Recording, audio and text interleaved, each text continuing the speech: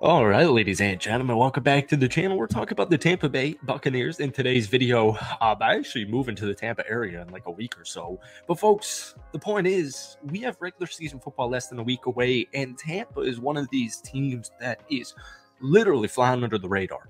Most of the NFC South conversations are regarding Captain Kirk Cousins, Michael Penix Jr., bunch of new pieces, bunch of new coaches over in Atlanta. But Tampa has not lost the NFC South in forever. And I was reading The Athletic did a power rankings article today, all 32 teams. Tampa's clocking in at 22. They're clocking in at 22. Folks, Baker, and I don't need to tell Buccaneers fans this, but Baker Mayfield is coming off a season where he threw the highest completion percentage of his career. He is not even 30 years old. He's 29. He's in and just still in his athletic prime. It's not going anywhere anytime soon. Last season, he threw 28 touchdowns, only 10 interceptions. It was probably the best Baker looked ever. This time last season was completely different. At this time last year, we knew Baker Mayfield was going to be the starting quarterback, but we just didn't really know what was going to happen. And the season actually started off really well, but it ended even better. And we saw Tampa Bay take down the Philadelphia Eagles after winning the NFC South. We saw Baker Mayfield throw 0 interceptions, 337 yards, and 3 touchdowns.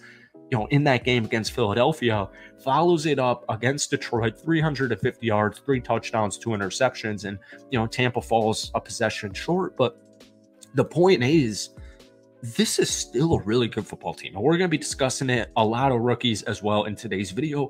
But before we do, if you guys enjoy it, be sure to hit that like button, hit that sub button for daily NFL content. Bucs fans, NFL fans, who try and get this video to 100 likes, that would mean the absolute world to me. So we'll just get this excerpt in. The Buccaneer preseason vibes, anonymous. The Bucs have the right to be a little miffed. What other team on a 3-year run out of division titles and a Super Bowl title the season before that has gotten so little attention? Sure, that division is the NFC South, but still, Tampa Bay has brought most of the band back together for the 4P.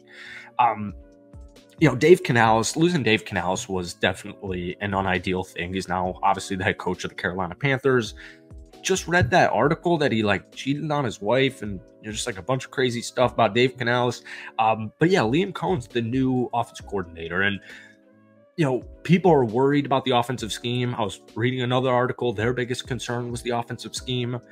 What's really interesting is in that year that Liam Cohen was the offensive coordinator for the Los Angeles Rams, they went 5-12. But keep in mind, folks, that was the season where Matthew Stafford was injured, Cam Akers was the running back, Cooper Kupp was injured. I mean, their whole freaking Van Jefferson was injured, Tutu Atwell was injured. The whole team was injured. The offensive line, everybody, especially on that offense, was literally injured.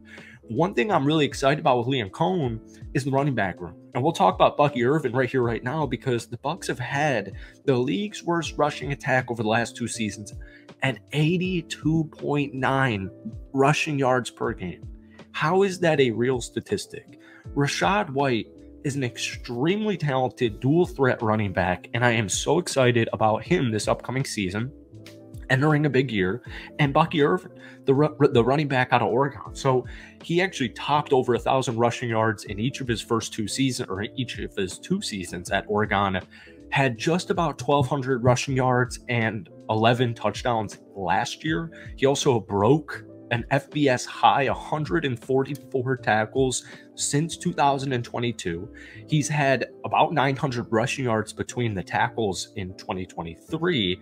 And he averaged 7.1 yards per rush. He also had 56 catches last season. That led all college football running backs. So the point is, there's way more versatility in this offense here with just the simple addition of Bucky Irvin and Liam Cohen. Now, you also have rookie first-round draft pick out of Duke in Graham Barton. So hopefully he's going to, he's starting rookie center. He's going to have struggles. He's probably going to struggle early on, but the hope is that's, obviously your long-term franchise starting center there. So I love the offensive additions. And then, we'll touch on Jalen McMillan. from Washington. Very sleeper season last year, but obviously, he was behind a couple of dogs, specifically Rome Odunze. 6 touchdown catches on post routes since 2022. That's tied for number 1 in all of college football. 253 receiving yards on post route concepts since 2022. That's the 10th most in college football. So he's going to be wide receiver 3 right there, lining up next to Mike Evans and Chris Godwin. You also have Cameron Johnson and Trey Palmer. Very excited for Trey Palmer's sophomore campaign as well. For me, defense, I loved 2 picks. I loved the first 2 picks you guys made defensively, and one of them is going to be a starter, Tyreek Smith. 4 interceptions in 2023. That was the 3rd most, or tied for the 3rd most in the SEC. If you guys have been watching this channel for a while, I think every SEC football player is built to succeed in the National Football League, but he was also one of 3 college football players with 4 or more interceptions and 2 or more sacks last season, alongside Mike Sanderstill at Michigan and UNLV's Cameron Oliver. Here's where things get fun. He was targeted on 9% of his coverage snaps since 2022, but he held opposing quarterbacks to just 2.8 yards per attempt in that span. That was top 6 in college football. Now, as a freshman, all the way back in 2019, he allowed 5 completions of 20 or more yards as the targeted defender. But since 2020, he's allowed 1 catch for more than 20 yards. He's had over 750 coverage snaps. This is, like we see here in the nickel, a day 1 starting cornerback, day 1 starting rookie out of University of Georgia. Pairing him up with Zion McCollum, Jordan Whitehead, Antoine Winfield, as always, and Jamel Dean. I'm liking this secondary, and I'm loving the future of Tyreek Smith. And then in the 2nd round, Chris Braswell. I really love the linebacker room. I think, just to be honest with you, the whole Buccaneers defense is underrated. It's under-recognized, and it was last season as well. Kalijah Cansey entering a big sophomore campaign. You still got Vita Vea, Logan Hall, Shoyinka. You have Levante David, KJ Britt, Yaya Diaby, who's been a freaking beast that no one's even heard of. And then in the backup linebacker room, you now have Chris Braswell, outside linebacker out of Alabama. Guys, 3 forced fumbles last year. That was the tied for number 1 in the SEC. 42 pressures, the 3rd most in the SEC. It gets even better.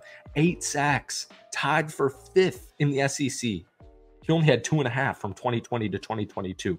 He had 53 coverage snaps last season as well, which we know Todd Bowles wants his edge rushers to do.